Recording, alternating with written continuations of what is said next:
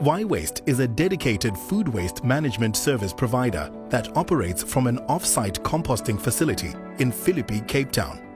Cape Town Film Studios is the first custom-built Hollywood-style film studio complex in Africa with state-of-the-art support services.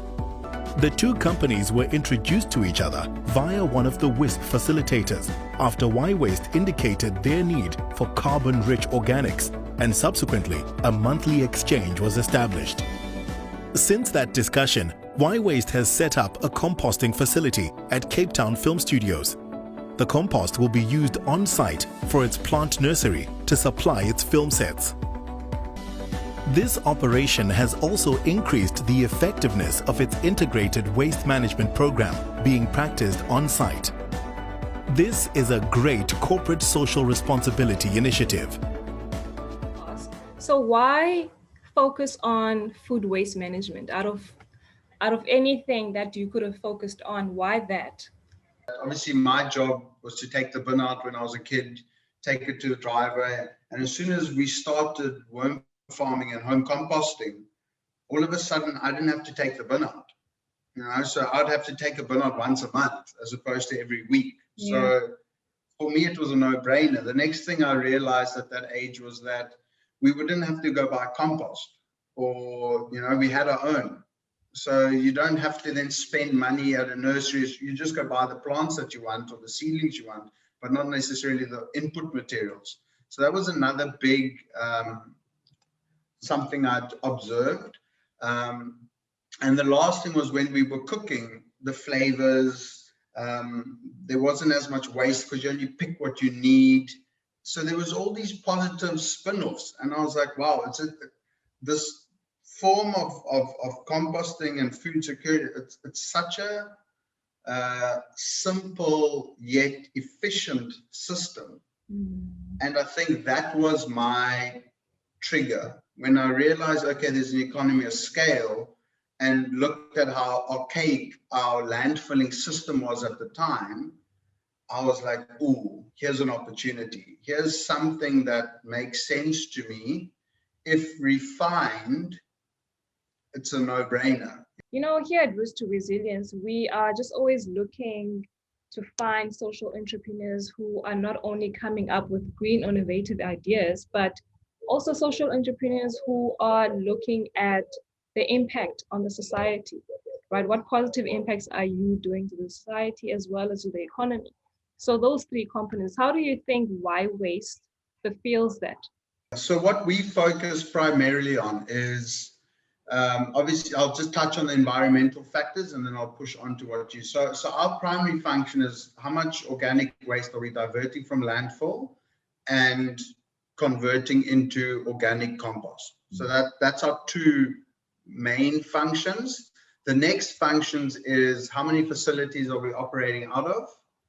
And then how much jobs are we creating? And in the jobs that we're creating, it's how many sustainable jobs are we creating?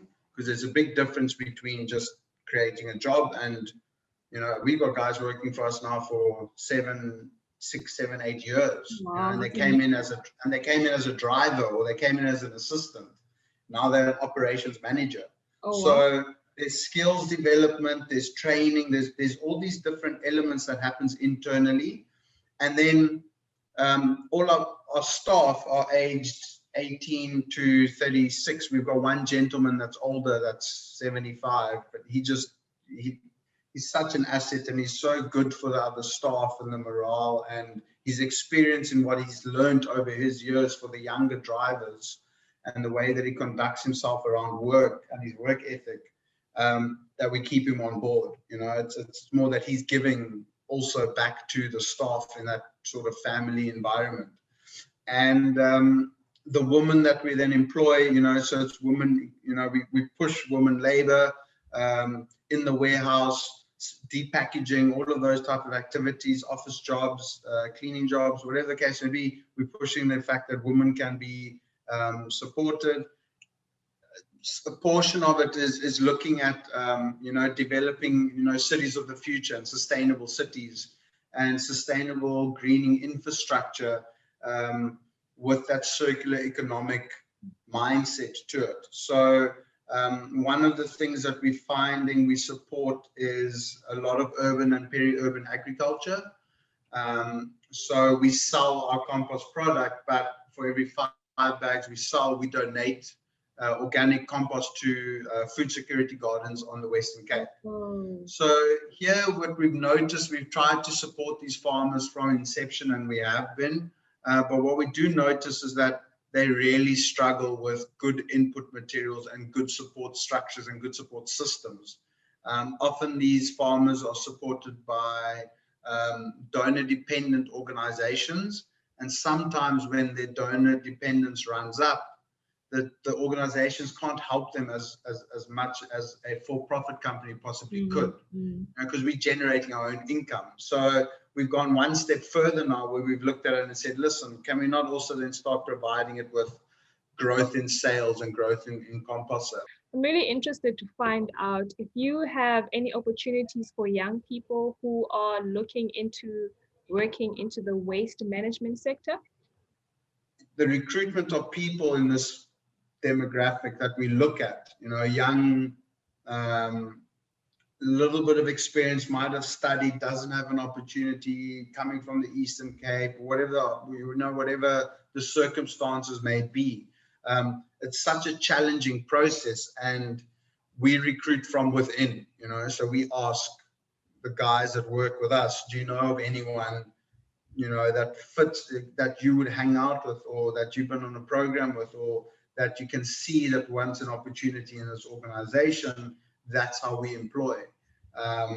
So it's definitely word of mouth as our, you know, refer employment is one of our biggest methods of employing. So yeah, if anyone is interested, on our website is our details. They can send through CVs. You know, we are a growing company, so we are always looking, and it's across the board. It's skilled, semi-skilled, unskilled. You know, we are always looking at providing jobs and opportunities where it's possible and it makes sense. And then quickly, before we let you go, in your opinion, what is the difference between the traditional entrepreneur and a social entrepreneur? So I don't think that there's much of a difference. So I'll start with that point. I think entrepreneurs by nature are opportunistic and resourceful. And I think that those two characteristics are very similar to how we are as Africans. You know, we don't waste. We don't, you know, by nature, we don't waste. You know, you're wearing your sister's top or your brother's pants or your cousin's shoes or whatever, you know what I mean? Or you're getting food from your auntie so by nature, we are resourceful, you know? So I think that entrepreneurs are like that. They look at circumstance and they see opportunity. So I think that's the one similarity that I think entrepreneurs have. I think when it comes to social entrepreneurs, you are just a little bit more geared towards social impact and the better or the benefits of community. And that can be in many forms. It can be in job security, it can be in gender equality, it can be in food security, agriculture, it can be in any sector.